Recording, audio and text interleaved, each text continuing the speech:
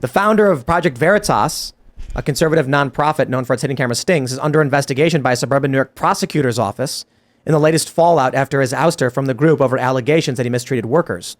They're not going to say exactly what it's all about or what he's being investigated for. And maybe this goes nowhere. But I'm not going to ignore this because we don't want to be frogs in a pot boiling. James O'Keefe had a number of investigations that aided Donald Trump. There were videos of, there was one video we had where a woman was filling out ballots for another one. Remember that one? There was one where a guy was in his car saying, look at all these ballots that I've collected. I get paid for these. Now, this is not exactly what I meant. What I thought was likely to happen first, and they haven't charged James O'Keefe or anything like that. My prediction is not necessarily Tucker, but somebody who is in communication with the Trump legal team, who is then going on TV and going on the internet and advocating for Trump's election claims and assisting and rallying people, or some of these people who were saying things like encouraging people to go out to January 6th and literally be violent. Those are the people I think they go after first. But this is still in the periphery of what I thought might happen. James O'Keefe, Project Veritas. Look, this is interesting. Fox shutters Tucker Carlson. They shut him down. So he goes and does his own thing. They're furious about it. They try to sideline James O'Keefe. He resists. He then launches his own organization. They cannot stop him. The only thing they can do is make some bogus charges against him and stop him through legal force. I mean, the reality is they're so desperate, they're losing. That's why they're trying these tactics. Mm-hmm. But I'm telling you, I see them going after James O'Keefe because of this. I'm going to introduce just a slight note of skepticism on this, which is it is possible that James O'Keefe violated, New York state labor laws, right? Sure, a lot of things are possible, but I really don't believe that. Sure. Okay, but my point is that precisely because they've become so politicized, these kinds of investigations, that no one can, even if he did it, you're like, oh, it must be because of his speech. They're suspect. And that's the problem, because I care about labor rights and I want labor laws upheld. But in a case like this, and given the backdrop of how the sort of official left has behaved, you can't help but think this is a kind of political persecution, even if it may be a legitimate case. And I know you're saying it probably isn't, but I'm just saying it could be. Anybody, if you offered someone the opportunity to place a bet, is this a political prosecution or legitimate? Anybody willing to take the legitimate bet, they're welcome to play at my poker games. I think that you're on something with your broader point. And I've mentioned this before. The fact that there's so many people now that don't trust the government. And look, I've been a libertarian kind of dude for at least almost 15 years or so. And so I'm real quick to be like, government no, and I want to cut the government, blah, blah, blah. But when it comes to the average, what you'd call normie, I really think COVID and the vaccine has really, really opened up a massive, massive new group of people that just don't trust the government. They just don't believe what they're telling, what the government says and stuff.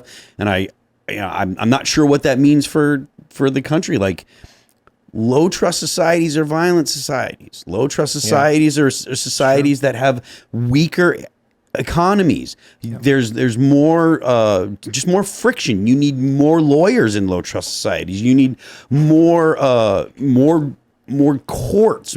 Everything is harder in a low trust society. And the more that we do things that separate people from each other and make people look at class differences and race differences and stop focusing on the fact that, we have liberal principles that unify us as a country. We don't need to worry about your skin color. We don't need to worry about your religion. All you have to do is understand liberal principles and accept the fact that people should be allowed to decide how their own lives should be structured. And it's easy for us to get along. But if we can't allow people to live their lives the way that they see fit, I don't know how you fix the problem of a low trust society. Well, but so to talk about a little bit about the book.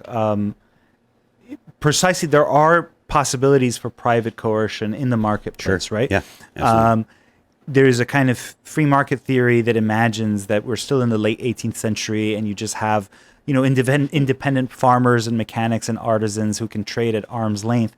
that is not what the American kind of economy looks like. Most industries are super concentrated. There's 2 or 3 predominant sellers, and everyone else, especially if you're a worker, you're at the mercy of. It's like the wage is no longer the perfect crystallization of supply and demand. It's an index of relative bargaining power, and so those are issues that government can help with, and I believe should. So, for example, the fact that in this country half of fast food workers have to rely on public welfare to make ends meet, that is not good. We have what's called a low wage, high welfare society. Why is that bad? By the way, it's not, when we call it high welfare, it's not like the welfare benefits are actually especially generous. In some ways, they're quite miserly.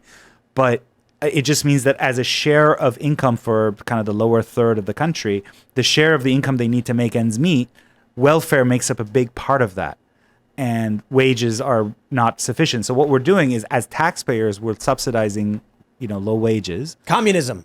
And at the same time, workers in that position are not only subject to the whims of the boss, but they're also subject to the whims of the welfare administrator, who gets more and more powerful because he controls the fate of more and more people. Right. So those are problems where we need to work together democratically to try to solve. And if people are constantly thinking that government is out to get them to try to impose irrational mask mandates and so forth, it becomes harder. And so this is, I'm really just kind of dittoing your point. Sure. Because there are problems that need kind of collective action. Yeah, and if you don't believe in the government, if you have a society that just generally doesn't believe that the other people that they're trying to work with are actually, looking to actually solve problems as opposed to just acquire or amass power for themselves or their constituents. I mean, people complain about where the country's heading and stuff. Well, the best way to make sure that the country is heading in a good direction is to be able to trust that you can enter into contract and you can, your economy is going to work well, and you can trust that your neighbors aren't going to steal your stuff, and the government's not going to take your property. And where we're going with these prosecutions, it hits the nail on the head of the hammer, exactly what the founding fathers talked about when they talked about being innocent until proven guilty. If a society tells you that no matter how good of a person you are, they will lock you up and punish you, then there is no incentive to be good. So what we see with things like this is lawlessness and narco-tyranny. People are looting these stores, mass raids, and they get away with it. You defend yourself, you go to prison. That guy in New York who was being attacked and then stabbed the guy and went to Rikers. And it was only because of public outcry that he got out. How many people do you think right now in this country, in these cities, have suffered a similar fate and we just don't know about it? It's an inversion. And the reason is, it's really simple. It is easier for the police to arrest James O'Keefe than it is for them to arrest one random guy looting a Nike store. Why? The guy looting the Nike store could have a knife, a gun, and he'll fight. Yep. James O'Keefe will open the door, turn around, put his hands behind his back, and let you arrest him. Yep. So what are they going to keep doing? Law enforcement will go after low-hanging fruit to hammer everything looks like a nail. And if there is some politicized charge against any of these Republicans or media personalities, people like James O'Keefe, then they'll do it. And the cops are going to be like, well, this one's easy. And that's it. And then what happens? So Tucker, he's putting up his video with Trump soon. He asks Trump if he thinks we're headed towards the Civil War. I'm really interested to see what Trump says. I imagine Trump's going to say no. I'm not sure. I mean, maybe he says yes, considering what's going on.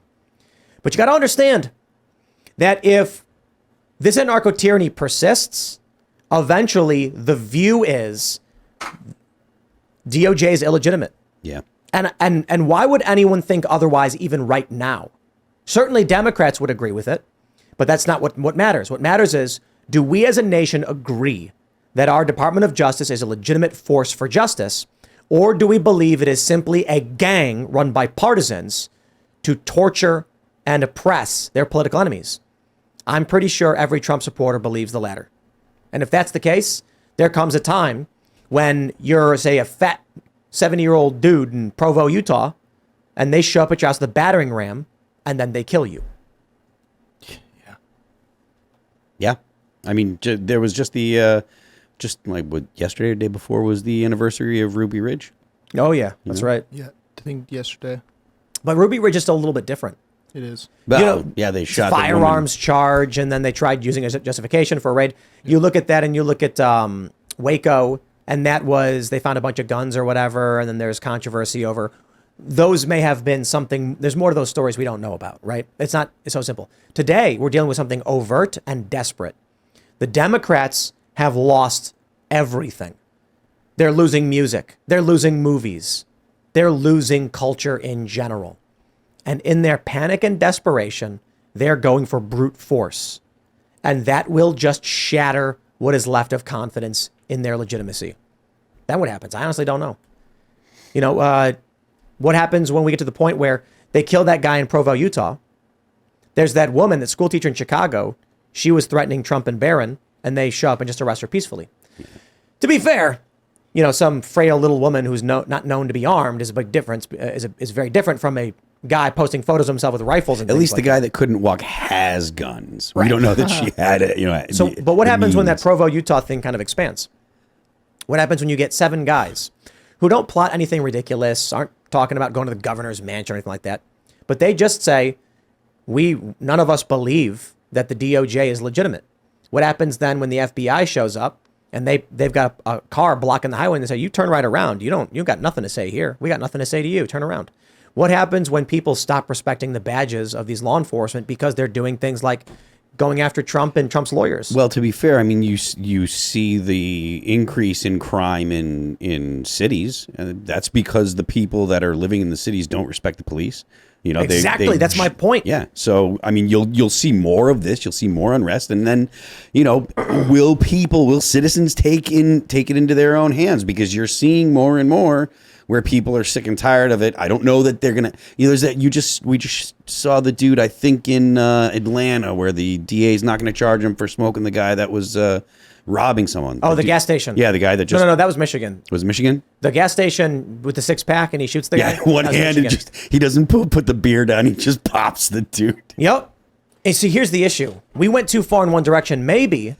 I do think that in many ways we are winning, and I think we're on track to win. I don't know if that's a guarantee. I don't know what's going on. But when you see there's a story out of Michigan where a guy with a box car, he's threatening the store, the clerk, some dude who's got a concealed carry just shoots him. And they said, we're not going to prosecute him. He's allowed to do it. He's self-defense. He was also the good guy. Right. He was he had previously worked as a security guard. Mm-hmm. And wow, one hand holding a 6-pack, and he stopped this evil criminal. That's the good news is, if we as a society say, we will not prosecute you for defending other people, maybe it's not that these individuals don't fear the police anymore, it's they fear everyone else. Absolutely. It is 100% a deterrent. If people are armed, if you live in a place where people are armed and you might get shot, that is that deters people from trying to commit crimes. But we live in a super armed society. Mm-hmm. Why is it also a high crime? Because it's extremely hard to carry guns in some places. Most places probably. I mean, it's in West Virginia they have concealed carry. I'm sorry, constitutional carry. Yeah. So so long as you have an ID for the state, you can walk into a gun store. You buy a gun, you got to fill out the federal background check form. Wait for that to clear. Usually takes like 10, 15 minutes. It could take days. Then once you take the gun, you can put it in your holster, in your waistband, or in your coat, or whatever you got, and you can walk out. But a lot of states don't have that. And even states that are actually kind of okay, like Texas. I think Texas recently passed constitutional carry, but for a while you had to take a test. You had to do a course, a handgun training course. Maryland's the same way. For a lot of people, it's not so easy to do. And so the areas where you'd think you would need the weapon, high crime urban areas, are the hardest places to get weapons. And not only that, in places like Chicago, where after it was what was the ruling in 2008? I keep forgetting the name. Not Bruin. Heller. Heller. Yeah, DC versus Heller. After that, all of a sudden, it's like, okay, Chicago can't stop you from having a handgun, but no building will let you in if you do. Yeah. But the more importantly, why is it that these criminals don't fear anybody might be armed? Because if you defend yourself, you go to jail. Mm-hmm. If you try to defend others, you go to jail. Look at, what was the guy's name? Penny in New York? Yep. There's a guy in a train threatening to kill everyone on the train. So him and 2 other guys subdue him. They charged him with manslaughter, second-degree manslaughter. Then you got the guy in Austin who is driving Uber, and a far-left extremist walks up with a rifle at low ready and aims it. He shoots, going to jail. He got sentenced. That was that was Perry, I think. Yeah, and a lot Perry of and Penny is a lot of anarchists have a problem with it because the dude with the AK was an anarchist, but like they both had guns, so he just lost a gunfight. Dude, you can't be part of a mob. Yeah, you can't. And walk up to a guy in his vehicle. Yeah. With a weapon at low ready, with you holding it up. You just can't do that, man. If you're hands off the weapon. Thanks for watching this clip from the Timcast IRL podcast. Hang out with us live Monday through Friday at 8 p.m. and become a member over at timcast.com for uncensored, members-only shows exclusive. Thanks for hanging out, and we'll see you all next time.